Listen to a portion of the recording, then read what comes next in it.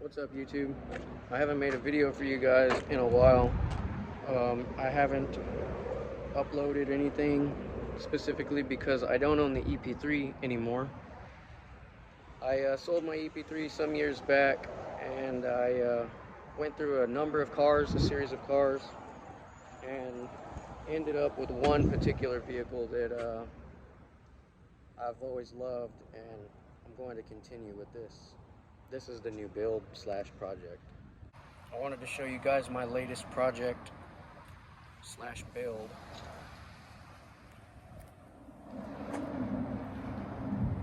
I've owned this car since December of 2022.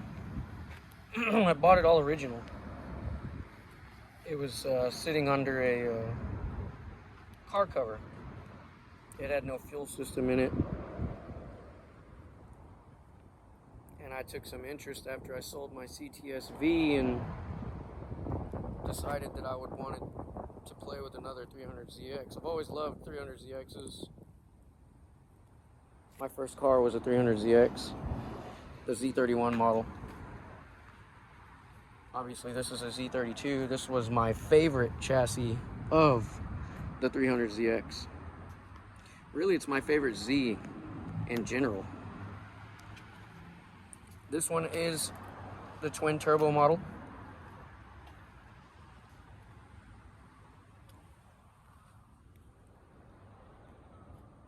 She's very well kept. That was the only reason why I purchased the vehicle. I purchased the vehicle because it was a very well kept car for its age. It's a vehicle from here, from South Texas. That's where I'm at. I'm out here in South Texas, so there's very minimal rust, only in one area that I'm totally cool with. It's a 33-year-old vehicle. The story's kind of funny on this vehicle because I had a buddy that had told me months prior to me buying it that he had a buddy that was selling a Nissan 300ZX. And I had a CTS-V at the time, a Gen 1. And he said that his buddy had a twin turbo model that was in all original condition, and that he was willing to trade for my CTS-V. And I took some interest in it, and I went to look at the vehicle, but it wasn't running. The car was not running. So I told him, I was like, I can't trade you a running CTS-V for a non-running twin turbo 300ZX. He understood. We went our ways, and some months down the road, I ended up selling my CTS-V, and I took some interest in wanting to be back into a 300ZX.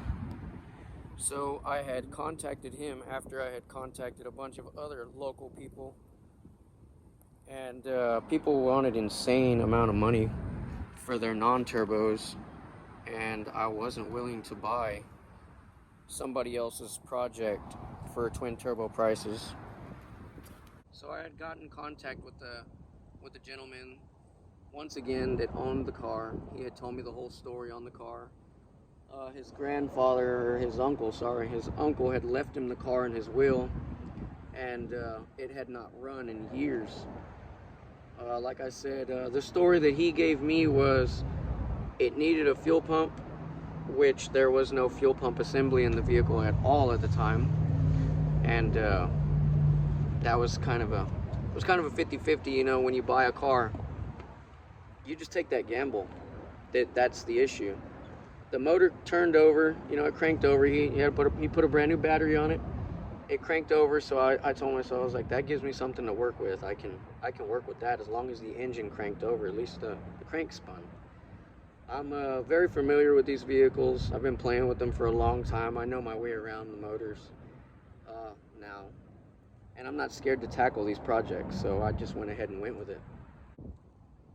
We negotiated on pricing for quite some time, but we came to an agreement on a price. I think, you know, it was a fair deal for a non-running twin turbo, all original at the time. It was the only thing that was aftermarket on this vehicle that I purchased it with is the aftermarket Pioneer radio, the radio that's in it, and it came with a Stillen catback exhaust system. Other than that, the vehicle was completely original. Maybe I can put some videos, or I mean some pictures of how it was when I purchased it into this video for you guys to see. So I took his word for it and went ahead and purchased the car. Took it home and immediately began digging into what was wrong with the car. I got in contact with some company on eBay that had a full fuel pump assembly, because the fuel pump was not, there was nothing. There was no assembly, there was nothing. It was just trashed.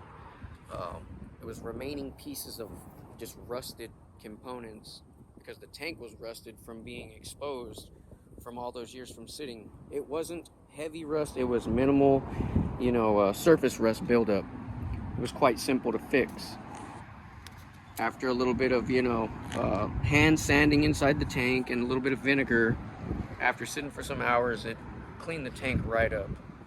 I had purchased that fuel pump, went ahead and put it in the car after it had showed up a week later, put some fresh gas in it. The car fired up.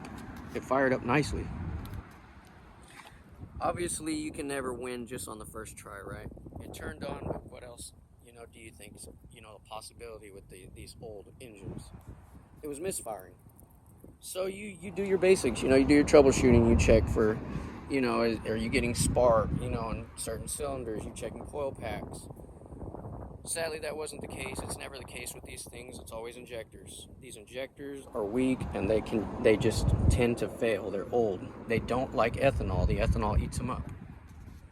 So I had to purchase injectors.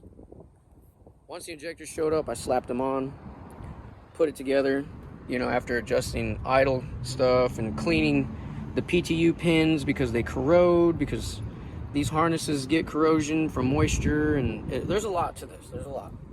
But long story short, I did all the handwork, put some fresh gaskets on the plenum, because you got to pull the whole top of this motor apart just to replace the injectors. They're all the way down there. They're all the way at the bottom.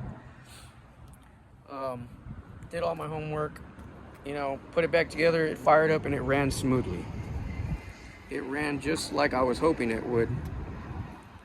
I wasn't scared to take the chance on purchasing this vehicle because it was a one-owner car, and at the time when I had purchased it, it only had 95,000 original miles. So, and then looking at the interior, it's minimal wear. It was a very well kept car, so I wasn't scared to purchase it and, tackle another project. This has always been my dream car, so I just was like, man, I've had NA model Zs and I've never had a twin turbo model. And I thought to myself, like, this is my chance to, make it happen. And I did. I went ahead and made it happen, and now the car is running. It's somewhat of a daily now today, because I've sold all my other dailies. So what do we know? We know that this car was a one-owner car when I purchased it. I am now the second owner after I went ahead and registered it. I've got a lot of plans for this thing. I'm showing you guys this stage of it right now because this year it's going to possibly be changed up. I'm going to go ahead and do paint and body work on it. I'm switching the color. I plan on painting my car white. I love white. After I got the EP3 painted, the OEM Taffeta white, I fell in love. Like that white is just bright, it's beautiful, and that's where I want this Z to be. I want this Z to be that white. So that's the plan. I'm somewhat of a wheel geek. I've always loved wheels. So my choice of wheels for this vehicle that the car is on right now is a set of Work VS X9. If it's the era of the car. I've got, they're 18 by 10.5 in the rear, 18 by 9.5 in the front. I want to say it's a 3.5-inch lip in the front and a 4-inch lip in the rear, or 4.5-inch lip in the rear. Car is still all original, minus, well, the motor's all original. But other than that, I've put Z1 intakes, tubes, wheels, suspension components, and just freshened up the injectors. Other than that, stock boost, stock power, everything drivetrain wise is completely stock. 97,000 miles. So yes, there's a lot of plans for this coming here soon. I wanted to show you guys before the changes happen, and something that I can look back on here soon.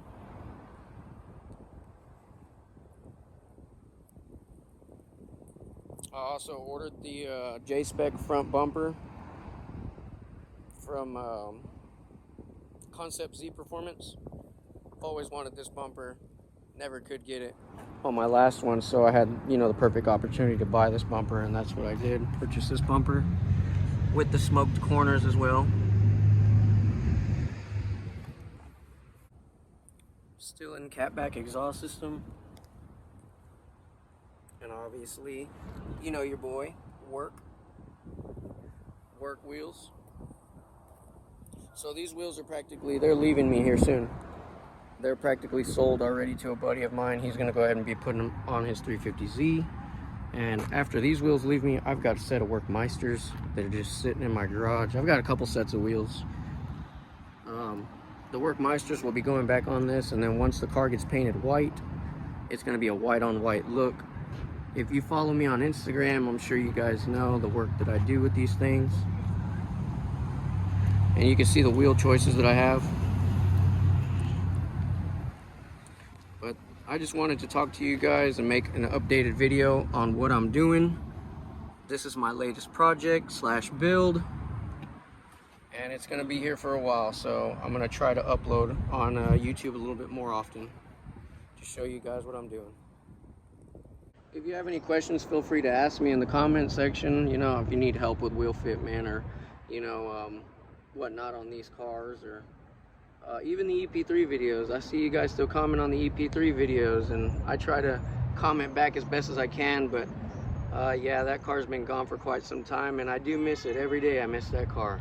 That was a very fun build. I put a lot of time, effort, blood, sweat, and tears into that car, and I plan to do the same thing with this Z. So stick around to keep an eye out of what's here to come. Later.